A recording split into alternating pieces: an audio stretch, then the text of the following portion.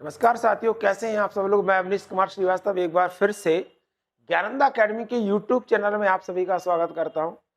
हम पढ़ रहे हैं प्राचीन भारत के अंतर्गत। आज हम पढ़ना है हमको सिंधु घाटी की सभ्यता, इंडस वैली सिविलाइजेशन के बारे में हम पढ़ेंगे आज। इससे पहले मैंने आपको प्राचीन भारत की जानकारी के प्रमुख स्रोतों के बारे में बताया था और आशा करता हूं कि आपको मेरा वीडियो अच्छा लगा होगा। और यदि अच्छा लगता है तो प्लीज उसे लाइक करें, कमेंट करें, सब्सक्राइब करें। चलिए हम स्टार्ट करते हैं आज। सिंधु घाटी की सभ्यता, इंडस वैली सिविलाइजेशन के बारे में आज हमको पढ़ना है। तो सिंधु घाटी सभ्यता को हम हड़प्पा सभ्यता के नाम से भी जानते हैं। अभी हम आगे पढ़ेंगे कि क्यों इसको हड़प्पा सभ्यता के नाम से जाना जाता है। यदि पूछे सिंधु घाटी सभ्यता का टाइम पीरियड कब से कब तक है, तो सिंधु घाटी सभ्यता का जो टाइम पीरियड है 2500 से लेकर 1750 बीसी, और बीसी का मतलब होता है बिफोर क्राइस्ट या ईसा पूर्व तक इसका क्या है, समय है। ये किसके अनुसार है, तो रेडियो कार्बन जो विधि है, कौन सी विधि है, रेडियो कार्बन विधि या C14 विधि के अनुसार यदि हमसे पूछता है कि सिंधु घाटी सभ्यता का सबसे उचित समय कौन सा है, तो सिंधु घाटी सभ्यता का सबसे उचित समय कौन सा है, 2500 से लेकर 1750 बीसी तक इसका समय माना गया है। कई इतिहासकारों ने इसका अलग अलग समय दिया, किसी ने 2350 से लेकर 1500 ईसा पूर्व तक दिया है, पर C14 विधि के अनुसार इसका समय कितना है, 2500 से लेकर 1750 ईसा पूर्व तक इसका समय है। अब देखो, यदि हमसे पूछे कि ये सभ्यता आज से लगभग कितने साल पुरानी सभ्यता है, तो आज से लगभग यदि हमसे पूछे कितने साल पुरानी, तो लगभग 4500 साल पुरानी ये सभ्यता है। अब इस सभ्यता की खोज कैसे हुई, 1856 में 1856 में क्या हुआ, ब्रिटिश सरकार ने 1856 में ब्रिटिश सरकार ने क्या किया, कराची से लाहौर तक रेलवे लाइन बिछाने के लिए क्या करवाई, कुछ खंडरों की क्या की खुदाई करवाई। इससे पहले क्या था कि पाकिस्तान में एक जगह थी मांटगोमरी, वहां के लोग क्या कर रहे थे, ईंटों का प्रयोग खोद खोद कर अपने मकान बनाने में कर रहे थे, और उन्हें इस बात का ये पता नहीं था कि जिन ईंटों का प्रयोग हमने अपने मकान बनाने में किया है वो कोई साधारण ईंटें नहीं है, बल्कि एक विकसित सभ्यता की है जो लगभग 4500 साल पुरानी सभ्यता है। इसका पता उन्हें कब चला, जब 1856 में ब्रिटिश सरकार ने कराची से लाहौर तक रेलवे लाइन बिछाने के लिए इन खंडरों की क्या की खुदाई करवाई। और जैसे ही इन्होंने इसकी खुदाई करवाई तो चूंकि बहुत विकसित सभ्यता थी, इसलिए इनको ने क्या किया, इसकी खुदाई को रोककर इसकी खोज का श्रेय दिया। तो इसकी खोज का जो श्रेय है यदि हमसे पूछे किसको दिया जाता है, तो भारतीय पुरातत्व विभाग के निर्देशक कौन थे, जॉन मार्शल। भारतीय पुरातात्विक विभाग के निर्देशक कौन थे, जॉन मार्शल, जिनके निर्देशन में इस सभ्यता की खोज का काम क्या किया, शुरू किया गया। और भारत के दो इतिहासकार, एक थे दयाराम साहनी और दूसरा कौन था, राखल दास बनर्जी। पहले कौन थे, दयाराम साहनी, दूसरे कौन थे, राखल दास बनर्जी ने किसके निर्देशन में किया, तो पुरातात्विक विभाग के निर्देशक जॉन मार्शल के निर्देशन में इस सभ्यता की खोज का क्या काम शुरू किया। और 1921 में 1921 में इस सभ्यता का पहला स्थल यदि हमसे पूछे कौन सा खोजा गया, तो इस सभ्यता का पहला स्थल कौन सा खोजा गया, हड़प्पा को खोजा गया। सिंधु घाटी सभ्यता का पहला स्थल 1921 में किसने खोजा, दयाराम साहनी ने। क्या नाम था उसका, हड़प्पा। इसलिए इस सभ्यता को हड़प्पा सभ्यता के नाम से भी जाना जाता है, क्योंकि इसका खोजा गया पहला स्थल कौन सा था, हड़प्पा था। 1922 में जस्ट इसकी एक साल बाद 1922 में राखल दास बनर्जी ने इस सभ्यता की एक और स्थल, वो कौन सा था, मोहनजोदड़ो। इस सभ्यता के एक और स्थल मोहनजोदड़ो की क्या की, खोज की। इसके बाद यह मान लिया कि सभ्यता का जो विस्तार है वो कहां तक सीमित है, सिंधु नदी तक सीमित है।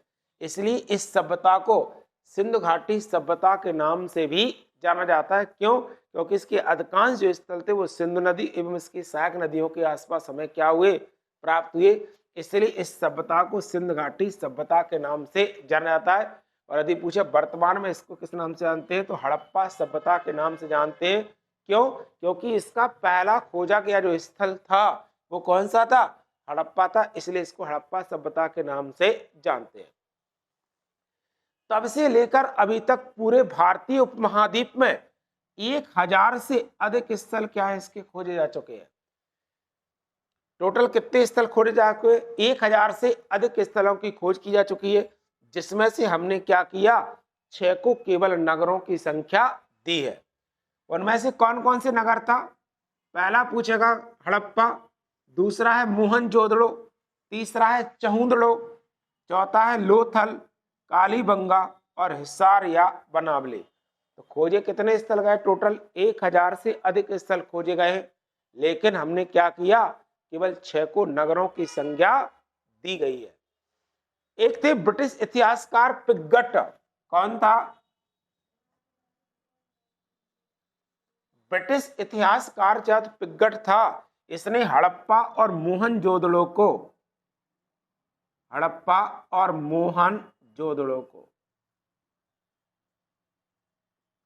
क्या कहा? एक विस्तृत साम्राज्य की जुड़वा राजधानी कहा है।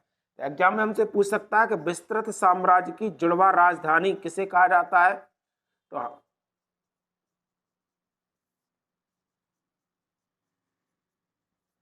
विस्तृत साम्राज्य की जुड़वा राजधानी किसे कहा जाता है? हड़प्पा और मोहनजोदड़ो को। किसके द्वारा कहा गया? तो किसके द्वारा कहा गया? ये इतिहासकार पिगट के द्वारा कहा गया। इतना आप नोट कर लीजिए।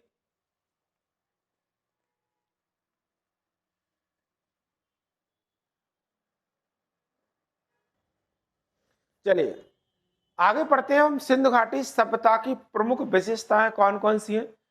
इससे बहुत सारे क्वेश्चन हमसे क्या करेगा, एग्जाम में पूछेगा।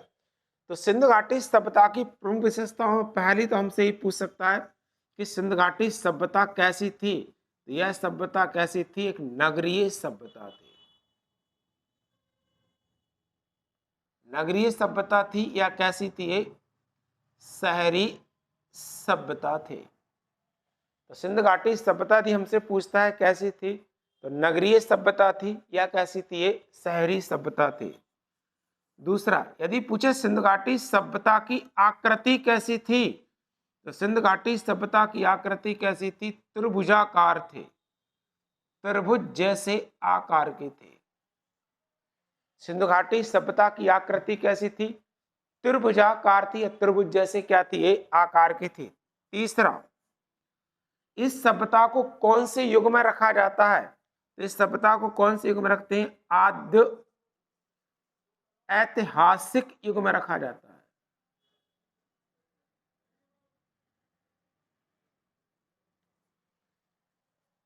क्यों रखा जाता है आद्य ऐतिहासिक युग में?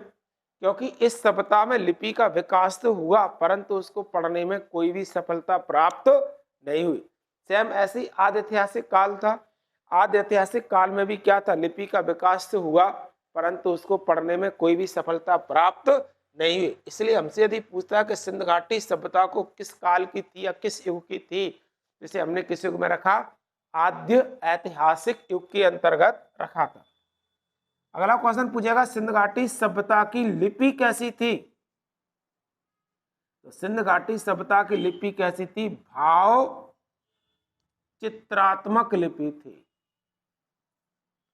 सिंधु घाटी सभ्यता की यदि हमसे लिपि पूछता है कि सिंधु घाटी सभ्यता की लिपि कैसी थी, तो सिंधु घाटी सभ्यता की लिपि हमसे कैसी कौन सी थी? भाव चित्रात्मक इसकी क्या थी? लिपि थी। 5वां नंबर है, इस सभ्यता को कांस्य युगीन सभ्यता भी कहते हैं।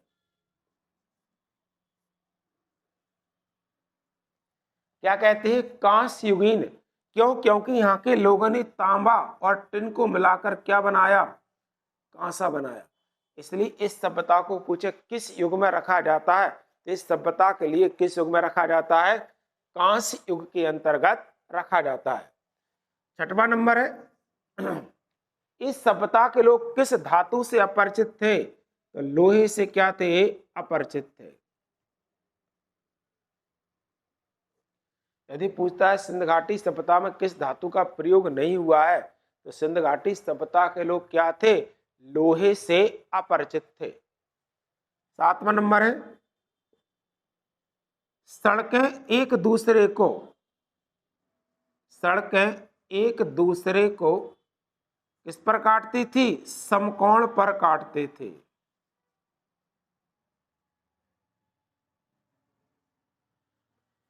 सड़कें एक दूसरे को कैसे काटती थी? समकोण पर काटते थे। तो ये भी क्वेश्चन पूछता है। यहां से मिली ईंटों का अनुपात पूछ लेता है कभी एग्जाम में। यहां से मिली ईंटों का अनुपात, ईंट किस रेशियो मिली? तो 4:2:1 के अनुपात में यहां पर क्या मिली? हमें ईंटें प्राप्त हुई है। कौन कौन सी विशेषता हो गई? पहली थी नगरीय सभ्यता थी या शहरी सभ्यता थी। आकृति पूछे कैसी थी? त्रिभुजाकार थी। किस युग में रखा है इसको हमने? आद्य ऐतिहासिक युग में रखा है। लिपि यदि हमसे पूछता है कैसी थी? भाव चित्रात्मक थी। इस सभ्यता को कांस्य युगीन सभ्यता भी कहा जाता है। क्यों कहा जाता है? क्योंकि यहाँ के लोगों ने तांबा और टिन को मिलाकर क्या किया? कांसा तैयार किया। इस सभ्यता के लोग किस धातु से अपरिचित थे? तो लोहे से अपरिचित थे। सड़कें एक दूसरे को क्या करती थी? समकोण पर काटती थी। और यहाँ से मिली ईंटों का अनुपात यदि हमसे पूछता है तो किस अनुपात में यहाँ से हमें ईंटें प्राप्त हुई? तो 4:2:1 के रेशियो में हमें क्या मिली? ईंटें यहाँ पर प्राप्त हुई है। इतना नोट करो, फिर अपन आगे चलते हैं।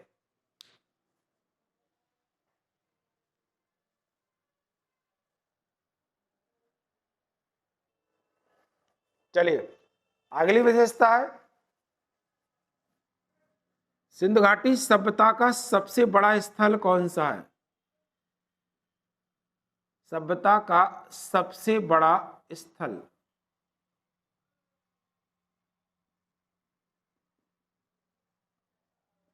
सिंधु घाटी सभ्यता का सबसे बड़ा स्थल क्या था? अन्नागार था, जो हमें कहां से प्राप्त हुआ है? मोहनजोदड़ो से क्या हुआ है? प्राप्त हुआ है। सिंधु घाटी सभ्यता की सबसे बड़ा स्थल है, सबसे बड़ी इमारत कौन सी थी? अन्नागार थी। ये हमें कहां से प्राप्त हुई है?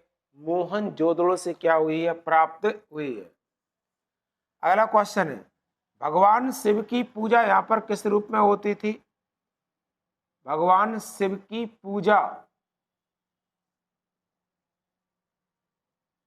किसके रूप में होती थी? पशुपतिनाथ के रूप में होती थी। भगवान शिव की पूजा किसके रूप में होती थी? पशुपतिनाथ के रूप में होती थी।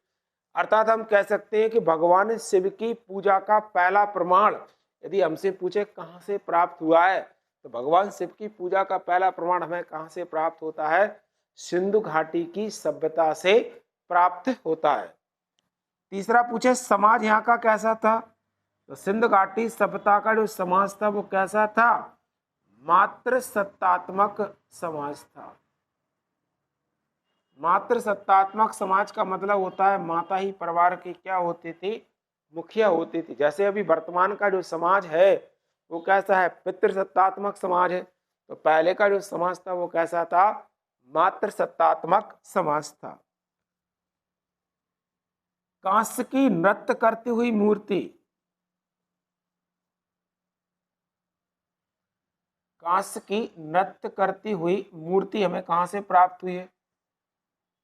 कांस्य की नृत्य करती हुई मूर्ति हमें कहां से प्राप्त हुई है? मोहनजोदड़ो से क्या हुई है? प्राप्त हुई है। ये थी सिंधु घाटी सभ्यता की प्रमुख विशेषताओं के अंतर्गत। इसके बाद जितने भी सारे स्थल है उसमें हम सारा का सारा पढ़ेंगे। ये मैंने आपको विशेषताएं इसलिए पढ़ा दी कि इनसे एग्जाम में क्वेश्चन आते ही आता है। तो पहली विशेषता क्या बताई थी मैंने? सिंधु घाटी की सभ्यता नगरीय सभ्यता थी। दूसरा क्या बताया था? कि सड़कें एक दूसरे को समकोण पर काटती हैं। आकृति पूछे तो कैसी थी? त्रिभुजाकार थी। इस सभ्यता को आद्य ऐतिहासिक युग में रखा है। लिपि पूछे तो कैसी थी? भाव चित्रात्मक लिपि थी और लोहे से अपरिचित थे। तो बहुत सारी जो विशेषताएं थी वो मैंने आपको क्या की इसके अंतर्गत बता दी है। जैसे जैसे हम आगे इसको पढ़ते जाएंगे आपके जितने भी सारे डाउट वो सारे क्या होंगे? क्लियर होते हैं। अब पढ़ते हैं हम सिंधु घाटी सभ्यता का पूर्वी स्थल कौन सा है? सिंध घाटी सभ्यता का पश्चिमी स्थल कौन सा है, उत्तरी स्थल कौन सा है और दक्षिणी स्थल कौन सा है।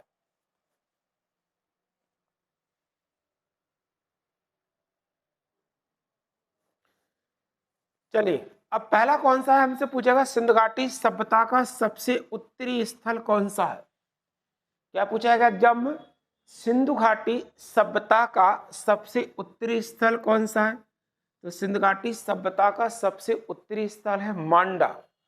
पूछेगा मांडा कहां पर है, तो मांडा कहां पर है, जम्मू में है। यदि पूछे किस नदी पर है, तो किस नदी पर है, चेनाब नदी पर है। तो सिंध घाटी सभ्यता का सबसे उत्तरी स्थल मांडा जम्मू में चेनाब नदी पर स्थित है। सिंधु घाटी सभ्यता का सबसे दक्षिणी स्थल पूछा कौन सा है, तो सिंधु घाटी सभ्यता का सबसे दक्षिणी स्थल दाइमाबाद है। कौन सा है, दाइमाबाद है। ये कहां पर है, महाराष्ट्र में है। और यदि पूछे कौन सी नदी पर है, तो कौन सी नदी पर है, प्रवरा नदी पर है। अब ध्यान रखना ये क्वेश्चन 100% एग्जाम में आते आते हैं कि उत्तरी स्थल कौन सा है, दक्षिणी स्थल कौन सा है, पूर्वी कौन सा है और पश्चिमी कौन सा है। तो उत्तरी स्थल मांडा, दक्षिणी स्थल दाइमाबाद, ये जम्मू में है और ये कहां पर है, महाराष्ट्र में प्रवरा नदी पर है। सिंध घाटी सभ्यता का सबसे पूर्वी स्थल पूछे थी कौन सा है, तो सिंध घाटी सभ्यता का सबसे पूर्वी स्थल कौन सा है, आलमगीरपुर है। कौन सा है, आलमगीरपुर। कहां पर है, मेरठ में। मेरठ कहां पर है, उत्तर प्रदेश में। कौन सी नदी पर है, तो कौन सी नदी पर है, हिंडन नदी पर है। तो सिंध घाटी सभ्यता का सबसे पूर्वी स्थल उत्तर प्रदेश के मेरठ जिले में हिंडन नदी पर क्या है, स्थित है। और सिंध घाटी सभ्यता का सबसे दक्षिणी स्थल यदि हमसे पूछता है कि सिंध घाटी सभ्यता का सबसे दक्षिणी स्थल कौन सा है, तो सुतकांगेडोर है। कौन सा है, सुतकांगेडोर। कहां पर है, बलूचिस्तान। बलूचिस्तान कहां पर है, पाकिस्तान में है। कौन सी नदी पर है, तो कौन सी नदी पर है, दास्क नदी पर है। उत्तरी स्थल मांडा, दक्षिणी दाइमाबाद, पूरब में आलमगीर, पश्चिम में कौन सा है, सुतकांगेडोर है। याद करो ये 100% आपके एग्जाम में क्या होगा, पूछा ही जाएगा।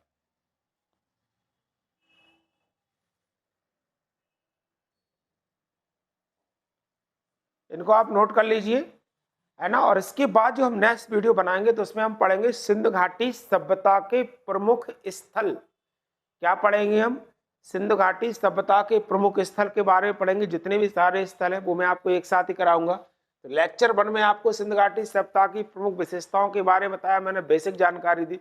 अब हम पढ़ेंगे सिंध घाटी सभ्यता के प्रमुख स्थल। तो वीडियो यदि आपको अच्छा लगे तो प्लीज इसे लाइक करें, कमेंट करें, सब्सक्राइब करें और मुझे कमेंट बॉक्स में बताएं कि आपको मेरा वीडियो कैसा लगता है। मिलते हैं नेक्स्ट वीडियो में, तब तक के लिए जय हिंद जय भारत के साथ।